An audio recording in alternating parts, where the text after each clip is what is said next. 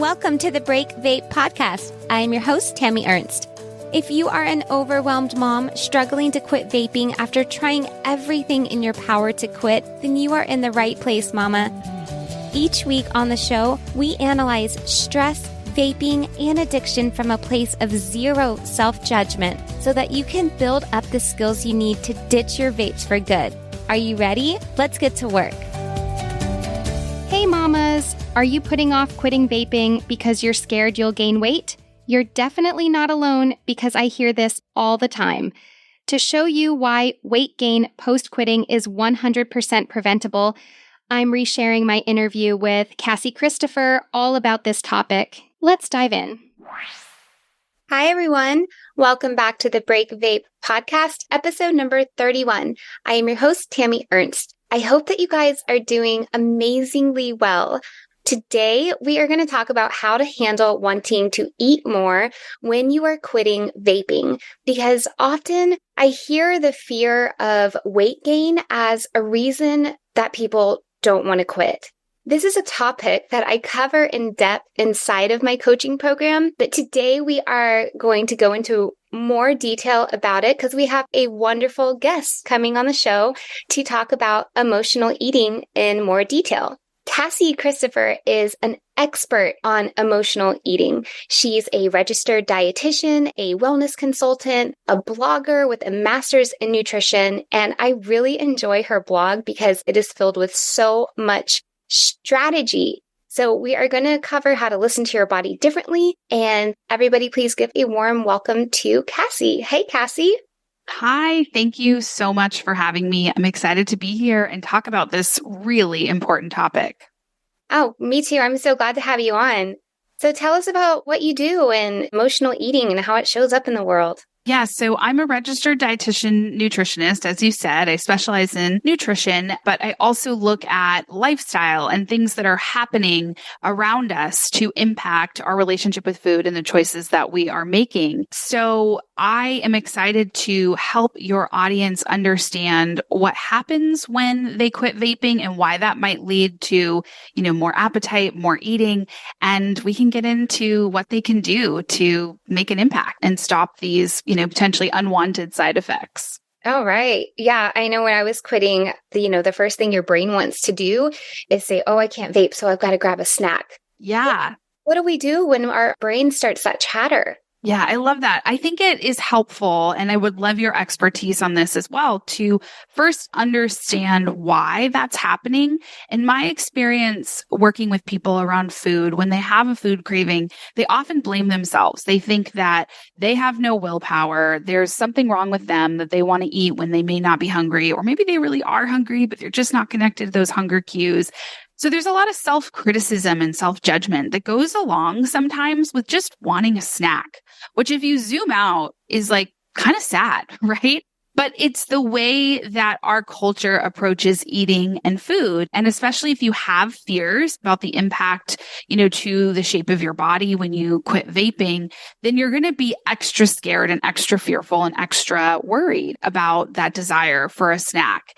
So I think it's helpful to understand why that's happening. And, two things that come to mind for me, and I'd love to hear your thoughts as well, is number one, nicotine is an appetite suppressant. And so once that suppressing of appetite or decreasing of appetite is gone, your appetite's going to come back. And it may come back at just a normal level, or it may even come back a little bit elevated than before because you weren't listening to it. And now your body is free to give you these signals that you need to eat. So that's one reason. So there's some biology going on that you may just legitimately be hungry for a snack. So that's important to check in with. Secondly, there's a lot of anxiety associated with withdrawal.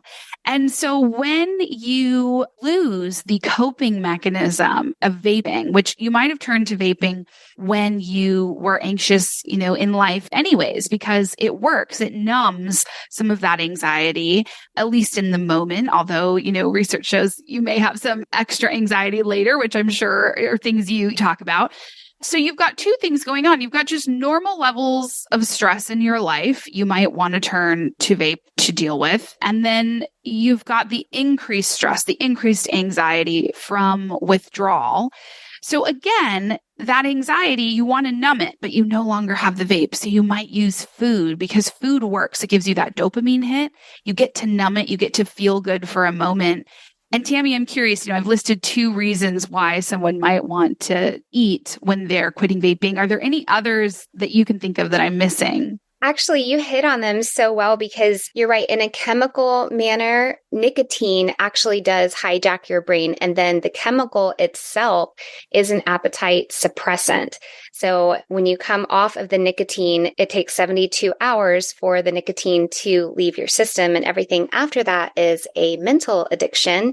And it usually takes about 21 days to create a new habit.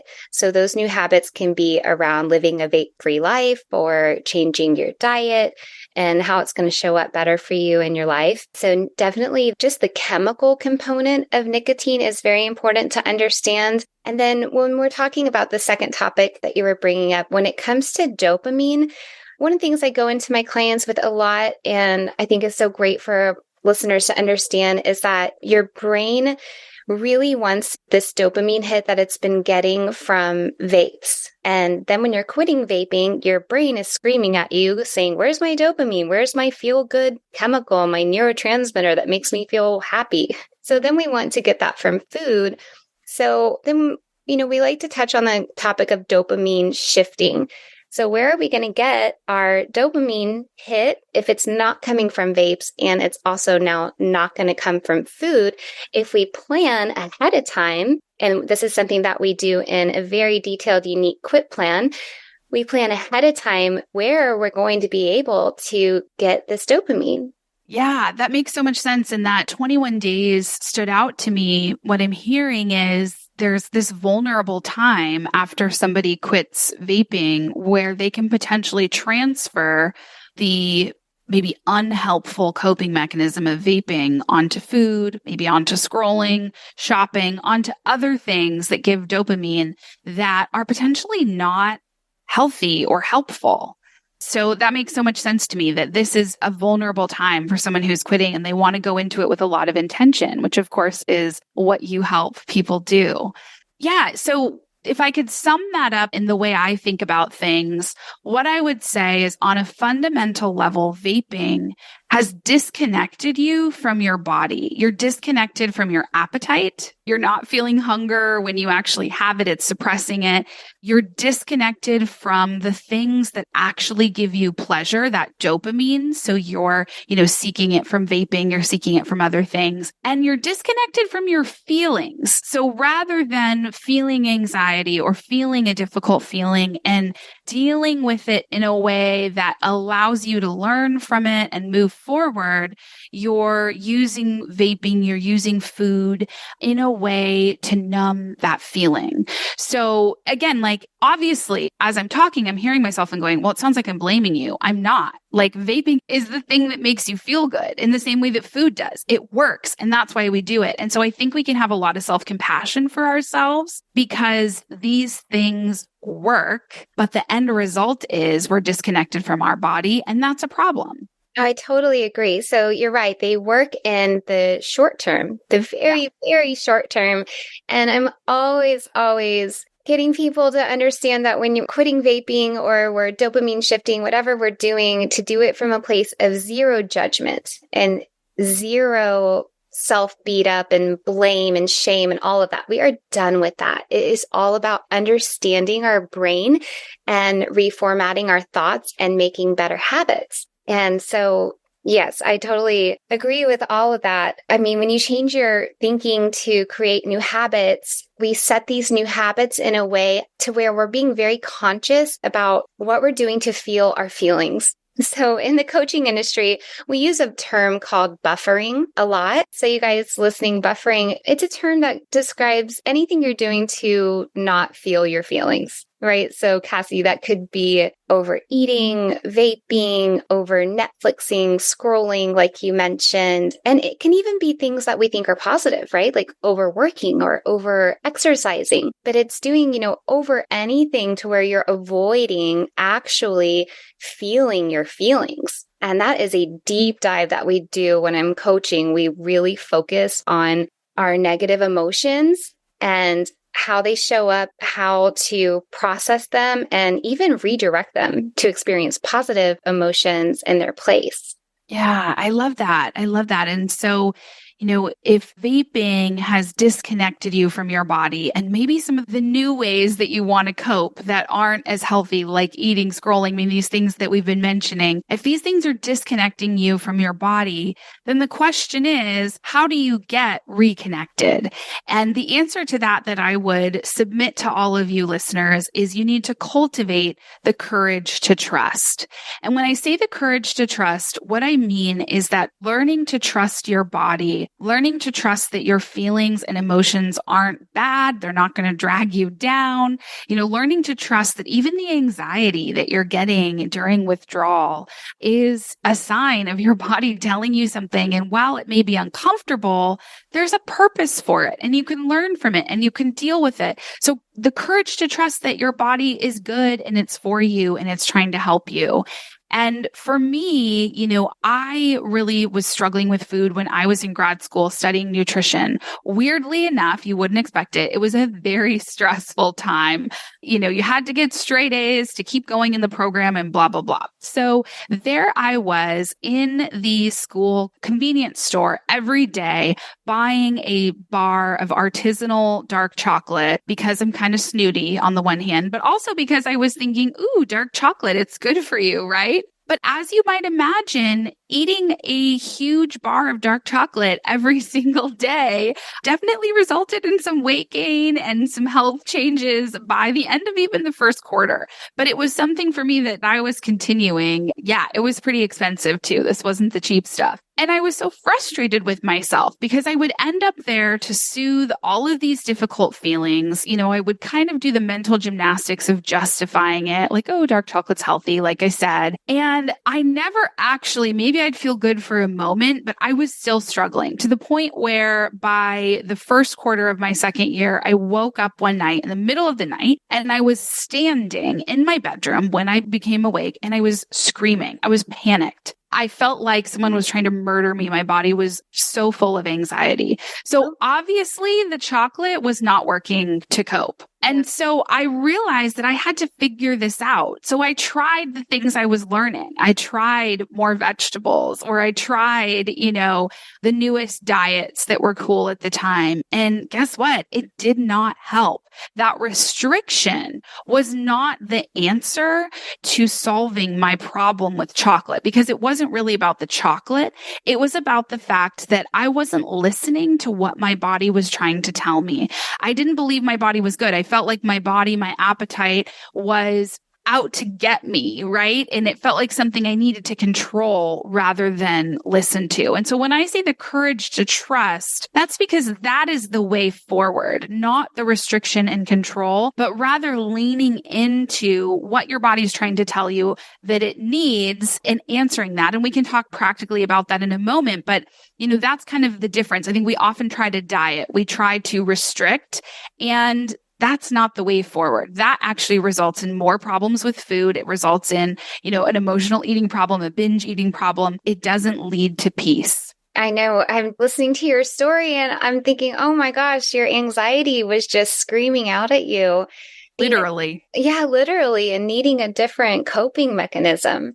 Yeah, what I was doing was not working. And so it took some time then for me to figure out what would work. It wasn't an immediate thing. It was a journey where, I finally graduated and was working with people and seeing, oh, the ones who are nice to themselves seem to do better. Maybe I can try that. And I went on my own journey in therapy and learned that I have PTSD and that I needed to, handle that and care for myself there. And all of these things led me to the 4 pillars of the courage to trust. Would you like me to share those with you? Yes, definitely. And those pillars are number one, you need to calm the nervous system. So this is so important, especially for someone who's struggling with quitting vaping. Because again, we've talked about the anxiety from the withdrawal, and we've talked about how vaping is the way that you're probably dealing with anxiety or difficult feelings.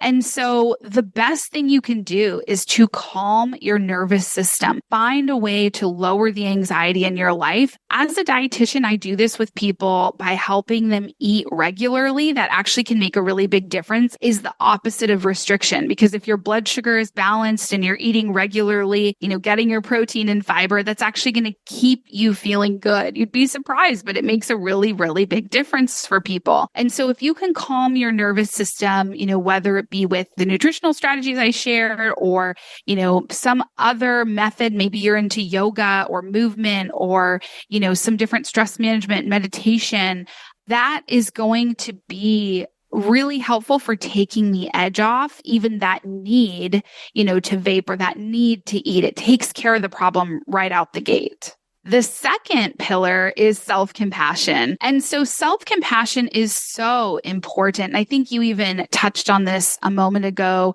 but the idea that you're not to judge yourself, you're not to blame, but you're to realize that there's something you can do here. And the thing you can do to help yourself is to be as kind to yourself as possible. People often feel like, well, if I'm kind to myself, aren't I just going to give in to, the thing that I want? And, as a parent, I often think about it like this. No, you're not. Because when you really love someone and you want the best for them, my daughter is 4.5 and she comes to me and she wants candy like pretty much all the time. And, sometimes I'll say, yeah, okay, have a piece of candy. It's the middle of the day. You'll be able to run that sugar off outside so the energy isn't, keeping you up at night. Maybe we can pair it with a meal, right? There's some strategies we can use. You can have the candy, you can enjoy it. But guess when I don't let her have candy? Right before bed, because then she can't go to sleep and she's tired the next day. She doesn't do as well at school. She struggles. She has behavior problems. She's getting in trouble. It's not pleasant for anyone. So I say, no, you can't have candy right before bed because that's not the best for you. And that's an example of that self-compassion. We often think it means a blank check to do anything you want. I had someone say to me once, but in reality, it's the kindness with like that love. Dr. Kristen Neff, who's a big researcher in self-compassion, likens it to a mama bear. Like you're a mama bear for yourself, nurturing yourself, and you're a mama bear for yourself in the way that, you're not going to let people take advantage of you, even your own self. Oh, I hear that. I mean, the love is in the self-discipline. The rewards and the love are in the hard things. And I have a 7-year-old, so we do the same thing. In the evening, she'll want a snack and I say, okay, as long as it's a no sugar snack, then you can have the no sugar snack. And if my daughter's really pressing me on something that is just not in her best interest and her best well-being, I tell her, if I let you do this, and let's say it's over eating some sugar, if I let you eat too much sugar and then you're up at night and then you're going to be not feeling great in the morning, would I be doing my job as a very good mommy to let you do that? She says, no. I said, well, don't you think mommy should be doing a good job as a mommy? And she says, yes. But I love that analogy of, from one parent to another. And it does take, coming from a place of that zero shame and judgment, because when it comes to vaping specifically, you would be astounded at the number of people, Cassie, who are vaping in secret. So it's already a shame and blame cycle of trying to quit. And then maybe like I had actually done this, throwing the vapes in the trash. And then a couple hours later, like coming back and like digging them out, or telling yourself that you're going to quit. And then the next day or later that night, finding yourself in a vape store, buying more. And it's already bad for your mental health. So you just have so many elements around the quitting process where you have to have that self-love and that compassion coming from a zero judgment place. And you do, or you will not be successful. I totally agree, because Dr. Brene Brown, one of the biggest researchers on shame, talks about the two things you need to heal shame is self-compassion and empathy. So, this self-compassion piece is big. And then empathy is basically getting that kindness from a safe person, whether that be your, quit vaping coach or someone in your life. But that empathy is a really important part as well. So we're talking about the 4 pillars of the Courage to Trust method. The first being calm the nervous system, the second being self-compassion, and just how important that is. And honestly, I'd say it's like one of the biggest overlooked pieces as well. And some people are drawn to providers, like you and I, who mimic the critical voice in their head because they think they need a boot camp drill instructor who's going to tell them, how terrible they are and that that's going to be the way to solve this. But it's not. The way to solve this is getting self-compassion. It's getting empathy, listening to this podcast and getting the empathy exactly like, you're sharing. That's the way to heal this shame so that you can quit hiding and get help and move forward. So the third pillar is listening to yourself, and listening to yourself. Really, it's important that this comes third, because if you try to listen to yourself back when you're super anxious, all you're going to hear is,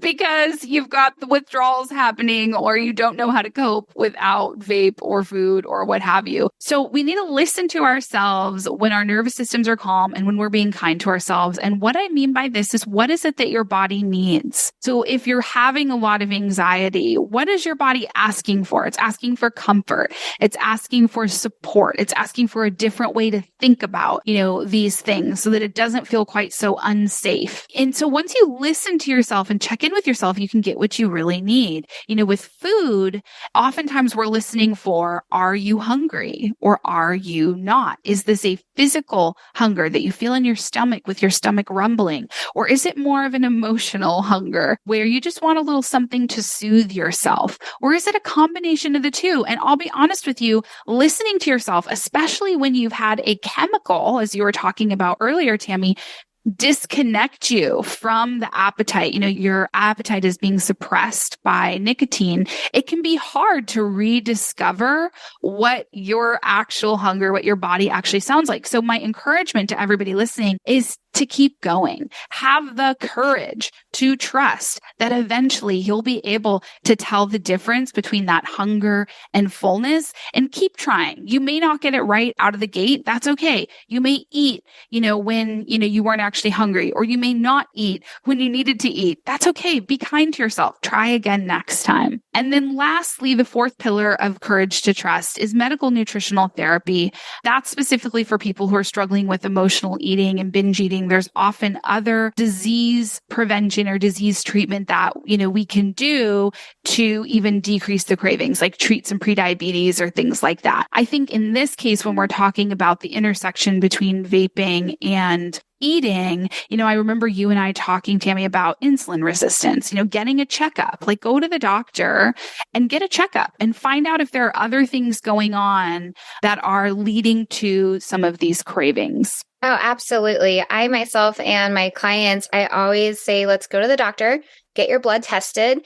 Because if you are living in modern day America, there is probably a chance that you're insulin resistant, even if your BMI falls within a healthy range, which mine did. So I went to the doctor not too long ago and had my blood tested. And I was shocked when he came back, because I always thought, I'm like, okay, well, I eat pretty well, or at least I think I do, and try to stay active and exercise. And he came back and said, nope, you're insulin resistant. You have zero testosterone and your estrogen's all over the place. And I was just like, okay, that kind of makes sense. If my body hormonally and chemically is out of whack, then my brain is going to be out of whack as well. And, no wonder we're all over the place having these cravings. And the pillars that you listed are so helpful. And one of the things that really stood out to me is you mentioned being safe. And this emotional safety that we create for ourselves when we get into how to learn how to manage our minds and our emotions so that we can deal with stress and anxiety in a healthy way. We learn how to be emotionally safe, not just in the moment, but ahead of time.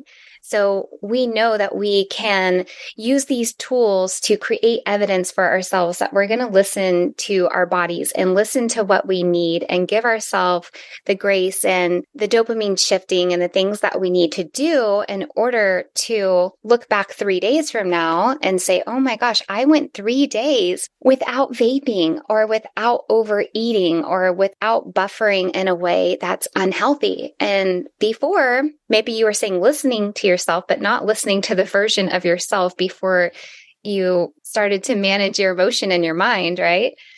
But when you listen to yourself from that healthier perspective, you can look back and say, oh, wow, I did that for 3 days. Now I have evidence that I can do this for another 3 days or another 3 days.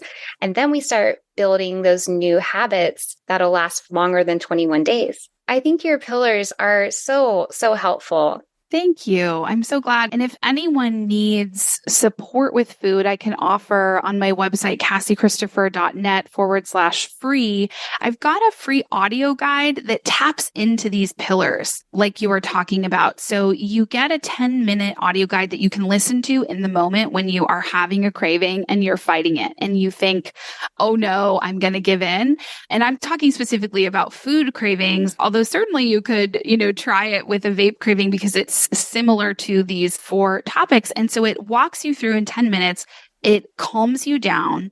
It helps you be kind to yourself. It teaches you how to soothe yourself, and it helps you listen to what's actually going on and what you're feeling. And so if you're going, okay, I love the idea of these 4 pillars, but I have no idea what that looks like practically, I think this audio guide at cassiechristopher.net/free is a really good way to understand what it looks like practically, in the day to day, because being self-compassionate is such a nice idea, but it really does nothing for you unless you're practicing it. Or, I even love just listening to your podcast where you're talking about being kind to yourself. Like in some ways, you're brainwashing yourself in a really good way to go, oh yeah, that's right. I need to be kind. So to keep doing these things that are practical, listening to this podcast, trying the audio guide, these are things that are going to actually help you integrate these concepts into your daily life, because that's what you need to do in order to get these changes and not have your first 21 days of quitting vape, be the 21 days where you do a habit that you don't actually want, like, eating instead of vaping or scrolling or shopping or whatever it may be. Yeah, thank you so much. Do you hear that, guys? If you go to the link she just said, we can get a free audio version of something tactical to do in the moment, because that really is the thing. When we listen to podcasts, sometimes we listen to the stories and it's very entertaining. But when it comes to the strategy, what do we actually do in the moment? So having something to do in the moment in the middle of a full-blown food craving is so nice and so helpful. Thank you so much. A few things that I do too, if I'm having a full-blown food craving, I might look into the pantry or look into the refrigerator and reach for that snack that I want. And instead of grabbing it, I'll look at the calorie content, and then I'll go to a notebook in my kitchen and I'll write down the calorie content and then rip that piece of paper out and put it in my pocket. And then by the end of the day, you can look into your pocket and add up those number of calories that you would have saved. That's another strategy-based thing that we can do also. There's all kinds of tips and tricks for things like that, because your body, it wants that little hit of dopamine. It wants to know that you're doing something nice for it. And when you don't give your body what it wants, your brain is always going to try to protect you, right? It's going to try to keep you safe and what it thinks is safe. So when you're trying to do something new for the first time, your brain's just going to be like, no, I don't like that. Go back to vaping or go back to overeating. I know how to do that. Yes, I love that. And actually, we get so frustrated with ourselves, with our bodies for having the cravings, like I said at the beginning of the conversation. But in reality, when we realize, okay, this is our body trying to keep us safe, trying to keep us comfortable, trying to keep us happy and fed, we can have a little bit more compassion. It's like that overzealous grandma who is always trying to feed you meatballs. I don't have a grandma like that, but I hear they exist. Maybe that's your body, and you can find ways to lovingly say, body, thank you. I don't need the meatball right now, but let me put it in the freezer and have it when I'm hungry, whatever that may be. I definitely have that granny. I have that whole family and I love them so much, but I definitely have that family that's like, eat all the time. If you're not eating, what's wrong with you?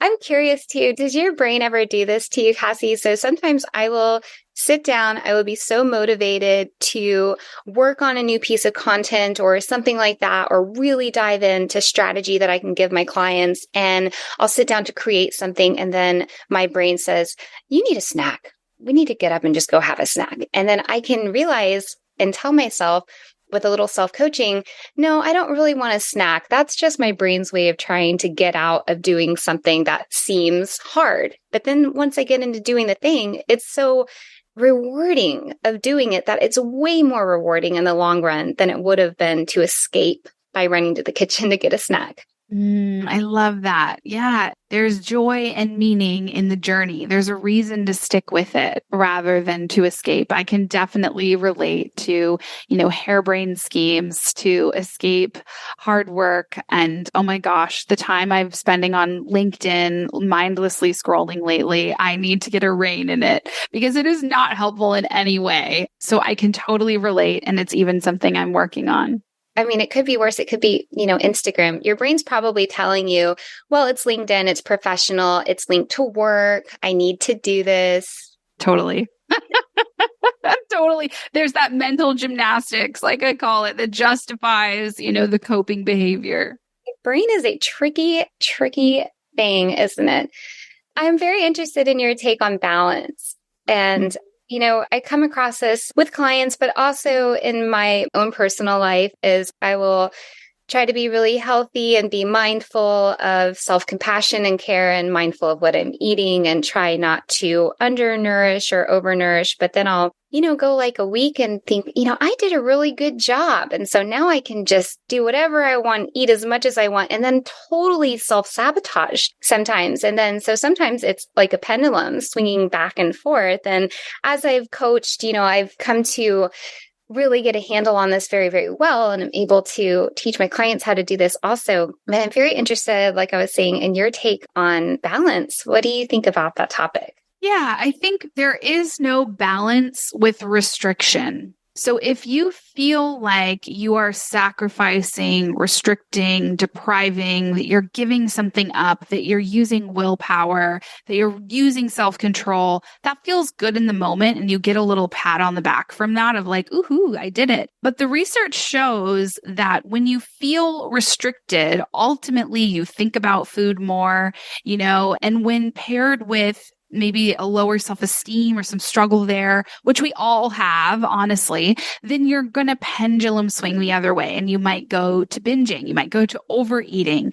And so the answer is not to figure out how to restrict better, but rather to figure out how to create a relationship with food such that you are making choices that are in line with your values for yourself, what you want for yourself, so that you don't feel restricted. So it's not like, oh, I'm not stopping at the gas station for candy, even though I want it right now.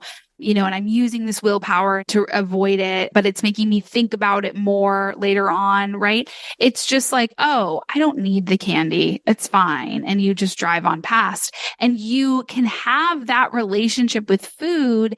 And that is what is at the end of the Courage to Trust method. So once you calm your nervous system and you're not, making decisions from a place of anxiety and panic, once you are kind to yourself, once you listen to yourself, all of those are kind of this magic formula that allow you to have that relationship with food or the relationship with candy where you go like, yeah, candy's good and I don't need it right now. And I don't have a whole lot of charge, behind that. There's not a whole lot of emotion involved in saying no. It's just like, yeah, I don't need it right now. And you can get there. I have clients who have been binge eating for decades and they think they'll never get to that place where they can just drive by the gas station without stopping for a bag of, Sour Patch Kids or whatever it may be.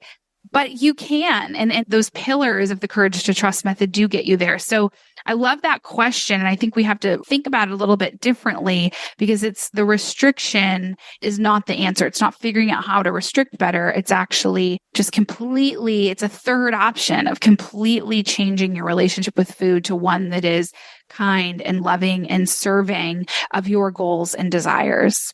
I think that's wonderful. That means that, we don't have to feel restricted. We can actually eat the things that we want to eat in a timely manner and feel good and have everything be balanced. So it sounds like we do so much for our clients in the way of just showing a way where we don't have to white knuckle it. Like you were saying, it doesn't take as much willpower if we have these steps and strategies and things like that. I just think that the work you're doing is so amazing. And I really appreciate you coming on and sharing your story with everyone and creating the work that you have to help people emotionally, just have their own back and know that they can take care of themselves in the long run, and having all of these pillars to go back on. Can you name them again, the 4?